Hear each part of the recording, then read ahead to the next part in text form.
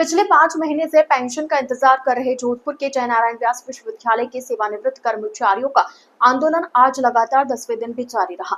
पिछले कई दिनों से सेवानिवृत्त कर्मचारी प्रतिदिन कुलपति कार्यालय के बाहर धरना देकर लंबित पेंशन भुगतान करने की मांग कर रहे हैं, लेकिन अभी तक ना तो विश्वविद्यालय प्रशासन की ओर से कोई पहल की गई है, ना ही राज्य सरकार के स्तर पर कोई निर्णय हुआ है।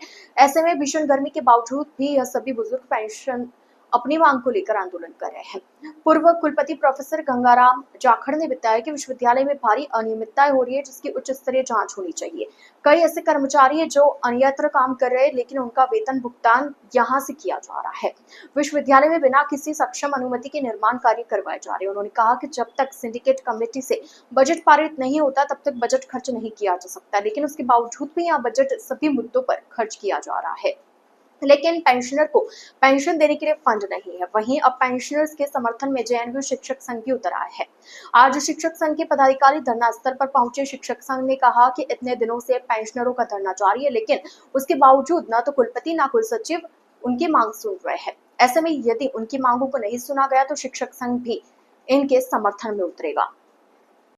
हमारे विश्वविद्यालय के सेवानिवृत्त शिक्षक और कर्मचारी पिछले कई दिनों से पेंशन हेतु धरना प्रदर्शन कर रहे हैं। आज जयनारायण व्यास विश्वविद्यालय का शिक्षक संघ आपके समर्थन में यहाँ पर उपस्थित हुआ है।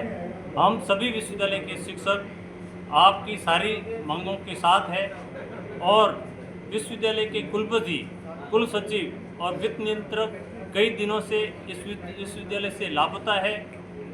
इन सेवानिवृत्त वरिष्ठ जनों की मांग पर सुनने के लिए भी तैयार नहीं है।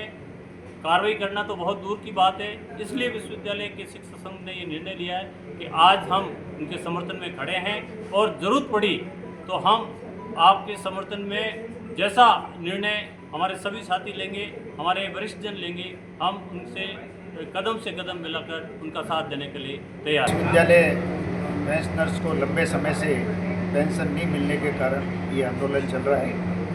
आज इस आंदोलन के अंदर सेवारत शिक्षक और कर्मचारी सभी समर्थन में आए हुए हैं। मैं उनको धन्यवाद देता हूँ। मैं आपके माध्यम से एक बात कहना चाहता हूँ कि विश्वविद्यालय के अंदर वित्त की कमी की जगह वित्तीय अप्रबंधन है और उस अप्रबंधन के चलते हुए इस विश्वविद्यालय के अंदर क्या हो रहा है किसी को कुछ पता नहीं। आप लोगों को मैं ये बताना चाहता हूँ कि यहाँ पे एक एकेडमिक स्टाफ कॉलेज है, उसके एक निदेशक हैं। वो निदेशक लंबे समय से दिल्ली में बैठे हुए और उसको वेतन जो जयनारायण व्यास विश्वविद्यालय से निरंतर जा रहा है, उनको दूसरे सारे भत्ते मिल रहे हैं, उनके लेक्चर जो कराते हैं वो सब पैसा मिल रहा है उनको, लेकिन एकेडमिक स्टाफ कॉलेज के ताले लगे हुए हैं। ये देखने के लिए विश्वविद्यालय प्रशासन की आंख नहीं खुल रही। इसी तरह विश्वविद्यालय के अंदर जो भुगतान हो रहे हैं, आप देखिए कैंपसों के अंदर जाके जो ये हमारे साथी खड़े हैं, एक कैंपस की बाउंड्री होती थी,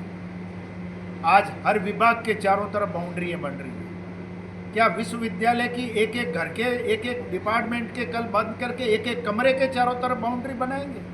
कहाँ से पैसा आ रहा है और सरकार का और पब्लिक का पैसा इस तरह से खर्च किया जा रहा है, इसकी वित्तीय स्वीकृतियों की जांच होनी चाहिए।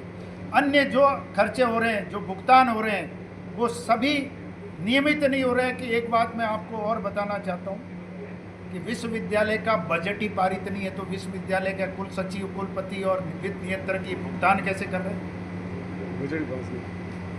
पहली इम्पोर्टेंट बात है कि सिंडिकेट के अंदर आज तक बजट नहीं रखा गया है। बजट के संबंध में किसी की जानकारी नहीं है। ऑडिट रिपोर्ट के बारे में कोई जानकारी नहीं है और ऑडिट में क्या आरोप, उसके आक्षेप लगते हैं, उसका कोई निराकरण नहीं है और पेंशनर को पेंशन नहीं मिलती है, बाकी सब भुगतान हो रहे हैं। तो ये सबसे बड़ी बात है कि कुलपति और रजिस्ट्रार को इन बातों को हमको जवाब देना पड़ेगा, इसलिए वो हमसे भाग रहे हैं।